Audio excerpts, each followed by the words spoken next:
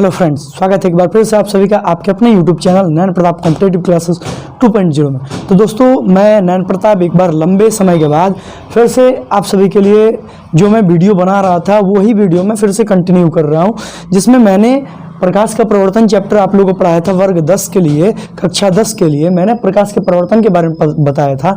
और वहीं पर हम लोग 13 क्लास इसमें, जो कि बहुत ही कम मिनट का है, 10 मिनट 15 मिनट ऐसे करके है, वो 13 क्लास मैंने इस चैनल पे अपलोड किया हुआ है। आप लोगों को करना क्या है कि आपको प्लेलिस्ट में जाना है और क्लास 10th साइंस लिखा है करके वहां पर जाकर आप देखेंगे, उसमें तो आपको 1 से लेकर 13 तक की क्लास मिल जाएगी। आप पहले उन सब वीडियो को देख लें, फिर अगर आप इस वीडियो को देखते हैं तो आपको समझ में आएगा दोस्तों। तो चलिए शुरू करते हैं वीडियो को बिना समय को गंवाए। जैसा कि हम लोग पिछले क्लास में क्या क्या पढ़ चुके थे, तो याद होगा दोस्तों, पिछले क्लास में हम लोग पढ़ चुके हैं कि प्रकाश क्या है।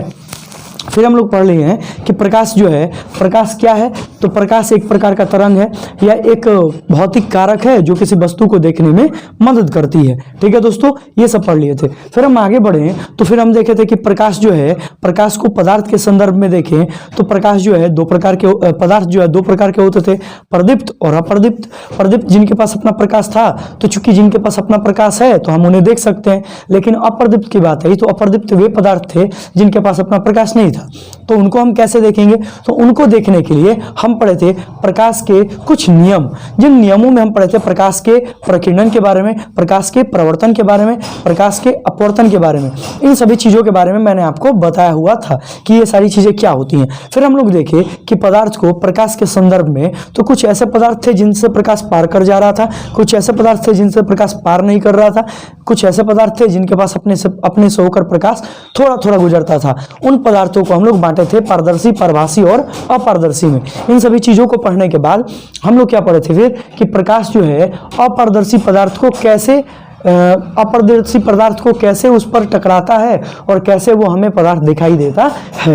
यानी कि हम लोग पढ़े थे प्रकाश के प्रवर्तन के नियम के बारे में, प्रकाश के प्रवर्तन के बारे में पढ़े थे। फिर पढ़े थे दोस्तों कि प्रकाश के प्रवर्तन के बाद हम क्या पढ़े थे, तो हम पढ़े थे प्रतिबिंब। फिर क्या पढ़े थे, प्रतिबिंब, प्रवर्तन के नियम पढ़े थे। फिर पढ़े थे प्रतिबिंब कैसे बनते हैं। फिर जब प्रतिबिंब हम लोग पढ़े थे तो प्रतिबिंब पढ़ने के बाद हम लोग पढ़े थे दर्पण के बारे में कि दर्पण क्या होता है। दर्पण फिर हम लोग पढ़े थे कि दर्पण 2 प्रकार के होते हैं, समतल और गोलीय। फिर समतल के बारे में विशेषता पढ़े थे, फिर पढ़े थे गोलीय के बारे में। तो गोलीय दर्पण में हम लोग मेन पॉइंट पढ़े हुए थे। फिर गोलीय दर्पण को 2 भाग में बांट दिए थे, जिसमें एक अवतल दर्पण बना था, एक उत्तल दर्पण बना था। फिर उत्तल दर्पण की विशेषताओं के, उत्तल दर्पण में बनने वाले प्रतिबिंब की विशेषताओं के बारे में पढ़े थे, और उत्तल दर्पण में कौन कौन से पॉइंट्स बनते हैं उन पॉइंट्स के बारे में डिस्कस किए थे दोस्तों। ठीक है, तो आज की इस वीडियो में हम लोग उत्तल और अवतल दर्पण चूंकि हम लोग समाप्त कर चुके थे, फिर समतल दर्पण के उपयोग जो है वो सब हम लोग समाप्त कर लिए थे। तो आज की वीडियो में हम क्या पढ़ने वाले हैं, आज की वीडियो में हम पढ़ने वाले दोस्तों चिन्ह परिपाटी। चिन्ह परिपाटी के बारे में समझेंगे कि ये साइन कन्वेंशन होता क्या है। ठीक है दोस्तों, तो साइन कन्वेंशन को समझने के बाद हम लोग समझेंगे दोस्तों आवर्धन के बारे में और दर्पण सूत्र के बारे में। तो चलिए वीडियो को शुरू करते हैं बिना समय को गवाए। देखिए चिन्ह परिपाटी क्या होती है, तो चिन्ह परिपाटी हम कह सकते हैं नॉर्मली कि किसी भी गोलीय दर्पण में, हम क्या कह सकते हैं, किसी भी गोलीय दर्पण में, किसी भी गोलीय दर्पण के सामने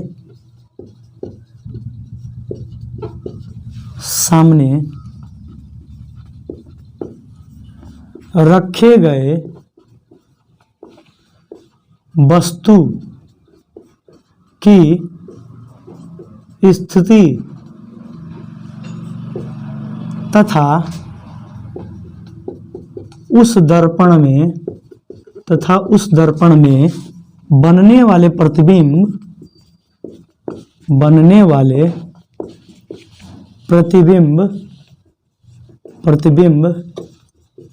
की जानकारी जिस परिपाटी से ज्ञात होती है, जिस परिपाटी से ज्ञात होती है क्या कहते हैं, चिन्ह परिपाटी कहते हैं, चिन्ह परिपाटी कहलाती है। ठीक है दोस्तों, यहाँ पर ध्यान ये बस आपको देना है कि किसी भी गोलीय दर्पण के सामने रखे गए वस्तु की स्थिति तथा उस दर्पण में बनने वाले प्रतिबिंब की जानकारी, प्रतिबिंब के चिन्ह की जानकारी, प्रतिबिंब के चिन्ह की जानकारी, किसकी जानकारी दोस्तों? चिन्ह की। अब वो चिन्ह क्या होगा? तो चिन्ह जो है ना दोस्तों, जैसे हम वहां पर धनात्मक चिन्ह, ऋणात्मक चिन्ह, इन सभी चीजों के बारे में डिस्कस करेंगे। तो दोस्तों आइए बिना समय को गवाएं हम लोग चालू ही करते हैं और समझते हैं कि क्या होता है। तो देखिए दोस्तों, जिस प्रकार जब हम लोग कोऑर्डिनेट ज्योमेट्री पढ़ते हैं, नियामक ज्यामिति पढ़ते हैं, तो नियामक ज्यामिति में हमारे पास क्या होता है दोस्तों? नियामक ज्यामिति में हमारे पास 2 डायमेंशनल यानी कि 2 दिशा होती है, 2 डायमेंशन होती हैं। एक होता है एक्स डैश, दूसरा होता है वाई और वाई डैश। ठीक इसी चिन्ह परिपाटी के अनुसार, इसी नियामक ज्यामिति के अनुसार हम अवतल दर्पण में रखे गए वस्तु और प्रतिबिंब की स्थिति के बारे में जानेंगे दोस्तों।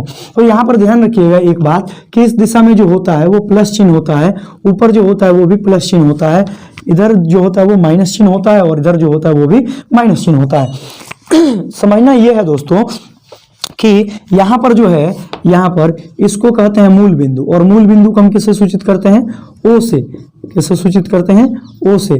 याद रखेंगे दोस्तों, आपको यहाँ पर ये याद रखना है कि मूल बिंदु के जब हम दाहिने जाएंगे, मूल बिंदु के जब हम दाएं जाएंगे तो सारी चीजें हमको कैसी लेनी है?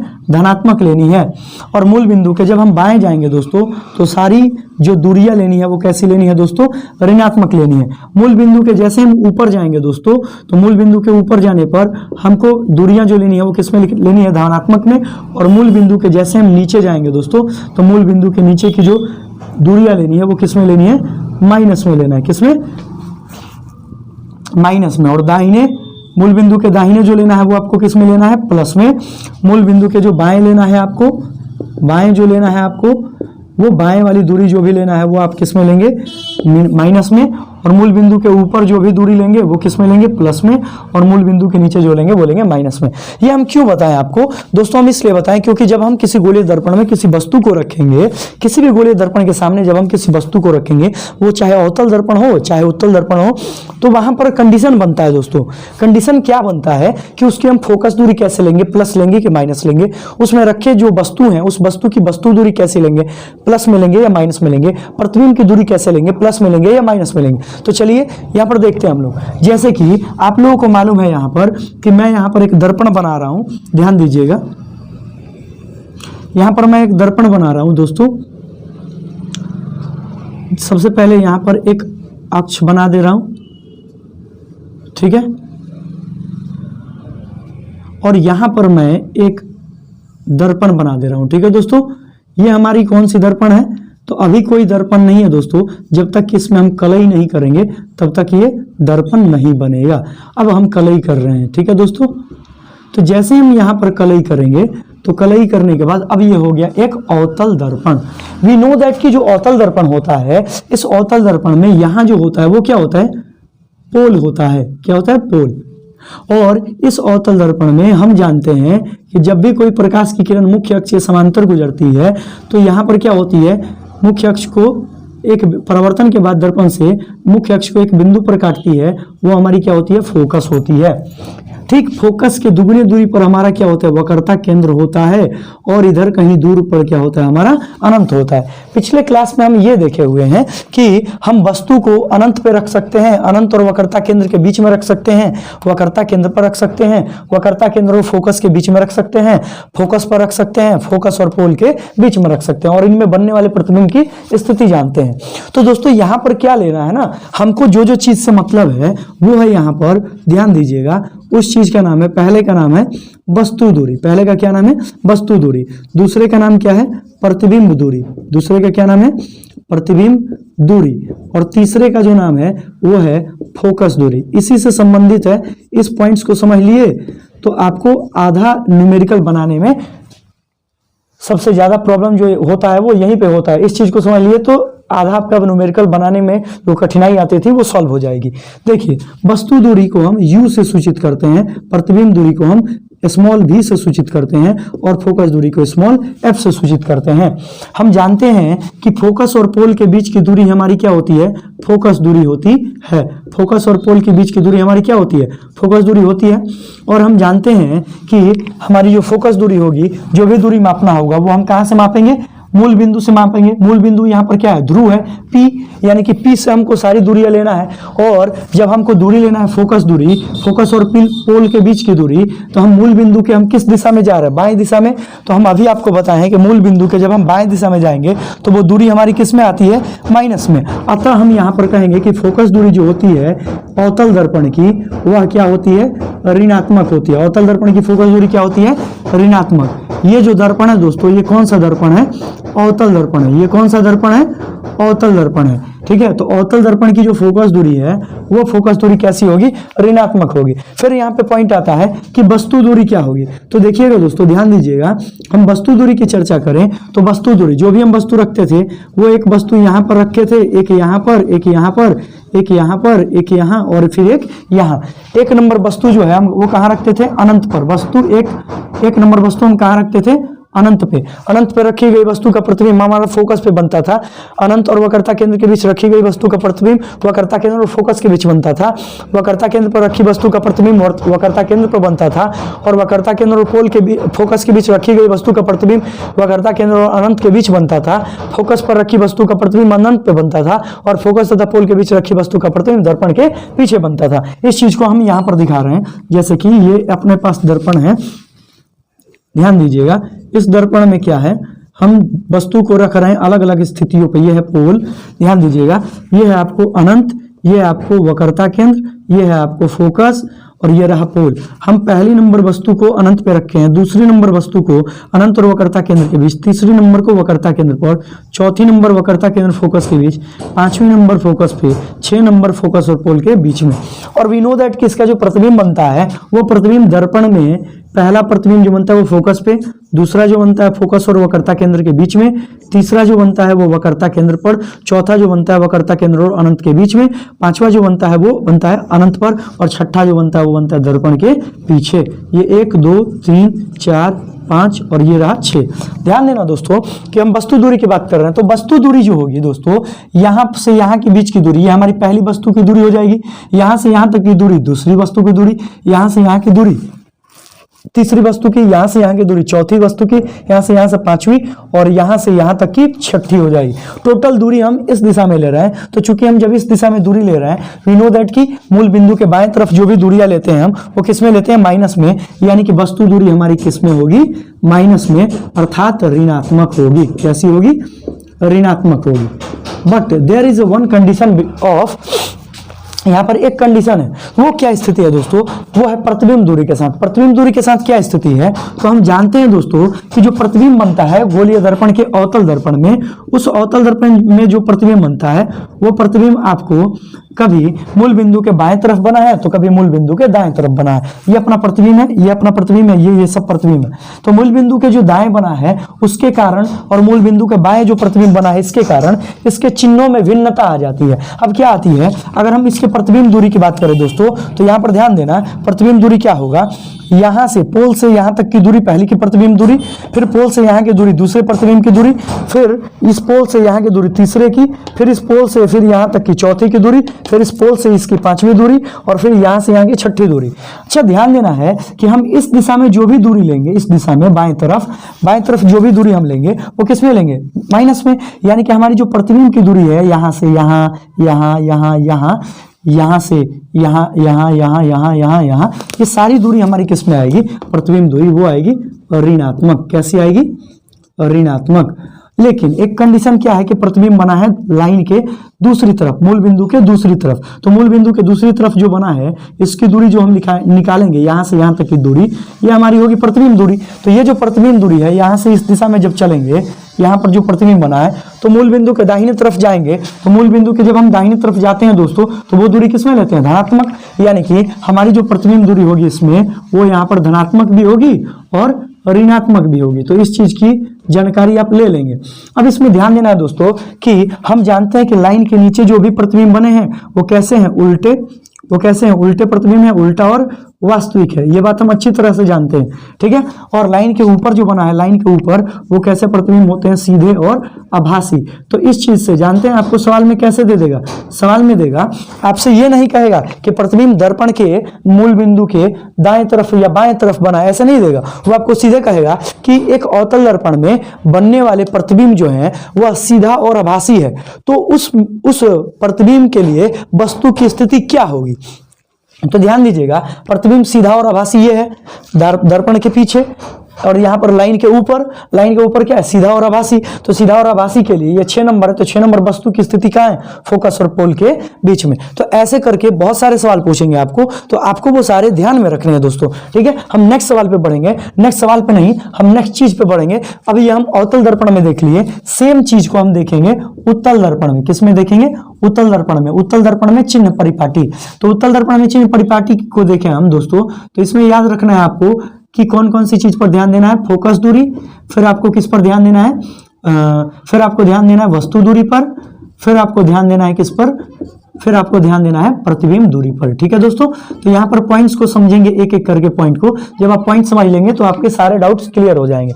चलिए देखते हैं यहाँ पर उत्तल दर्पण में, ये है अपने पास एक चिन्ह परिपाटी, ये है अपने पास एक चिन्ह परिपाटी, और इस चिन्ह परिपाटी में हम जानते हैं, इस चिन्ह परिपाटी में हम अब रख रहे हैं क्या, एक वस्तु को रख रहे हैं, एक दर्पण को रख रहे हैं जिसका नाम है उत्तल दर्पण, जिसका नाम क्या है, उत्तल दर्पण। तो ये रहा उत्तल दर्पण, ठीक है।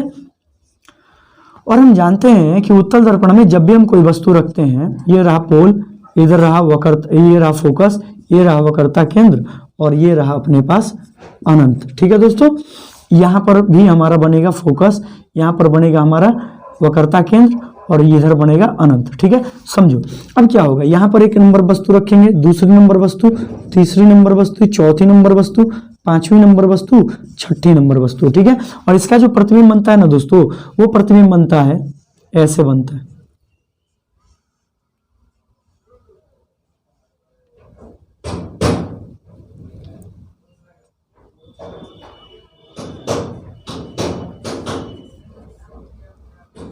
तो देखेंगे, ध्यान दीजिएगा, यहाँ पर ये 1 नंबर, ये 2 नंबर, 3 नंबर, 4 नंबर, 5 नंबर और 6 नंबर। यहाँ पर आप क्या देख रहे हैं, सारे प्रतिबिंब पोल और फोकस के बीच में बन गए हैं, सारे प्रतिबिंब पोल और फोकस के बीच में बन गए हैं। बस 1 नंबर वाली प्रतिबिंब कहाँ बनी है, फोकस पे। आइए हमको समझना है जो वो वस्तु दूरी को समझना है। वस्तु दूरी आप जानते हैं कि मूल बिंदु के दाहिने तरफ जो भी दूरी लेते हैं प्लस, मूल बिंदु के ऊपर जो भी दूरी लेते हैं प्लस, मूल बिंदु के नीचे जो लेते हैं वो दूरी माइनस, और मूल बिंदु के बाएं तरफ जो लेते हैं दूरी वो लेते हैं माइनस में। अब ध्यान देना है कि जो भी हम वस्तु रखे हैं मूल बिंदु के बाएं तरफ रखे हैं, अर्थात जो भी हम दूरी मापेंगे वो बाएं तरफ से मापेंगे, यहाँ से यहाँ की दूरी, फिर यहाँ से यहाँ की दूरी मापेंगे, फिर यहाँ से यहाँ की दूरी मापेंगे, फिर ऐसे ही ये दूरी बढ़ते चली जाएगी। यानी कि हमारी जो वस्तु दूरी होगी वो हमेशा मूल बिंदु के बाएं तरफ होगी, अर्थात वस्तु दूरी इसमें हमेशा क्या होगा, ऋणात्मक। क्या होगा, ऋणात्मक। दूसरा पॉइंट क्या है दोस्तों, दूसरा पॉइंट है प्रतिबिंब दूरी। दूसरा क्या है, प्रतिबिंब दूरी।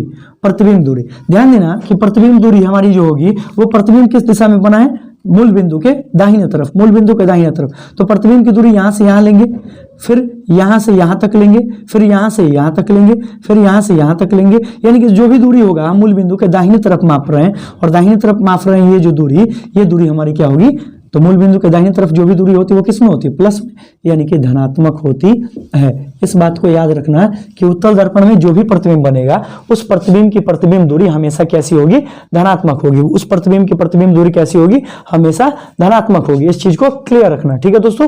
फिर नेक्स्ट पॉइंट पर हम बढ़ जाए, फोकस दूरी। हम जानते हैं कि फोकस दूरी जो होता है पोल और फोकस के बीच की दूरी होती है। तो इधर तो अपना पोल और फोकस होता नहीं है, इधर होता है, इधर होता है, ये हुआ पोल और ये रही फोकस। इसके बीच की दूरी हमारी क्या होती है, फोकस दूरी। तो ध्यान दीजिएगा दोस्तों यहाँ पर कि हमारी जो फोकस दूरी होगी वो फोकस दूरी हमारी मूल बिंदु के दाहिने तरफ है, तो इसलिए फोकस दूरी भी हमारी कैसी होती है, धनात्मक होती है। तो ये ध्यान में रखना है, जो आपको बहुत ही ज्यादा काम करेगा और बहुत ही ज्यादा फायदे में रहिएगा जब आप न्यूमेरिकल बनाइएगा तब।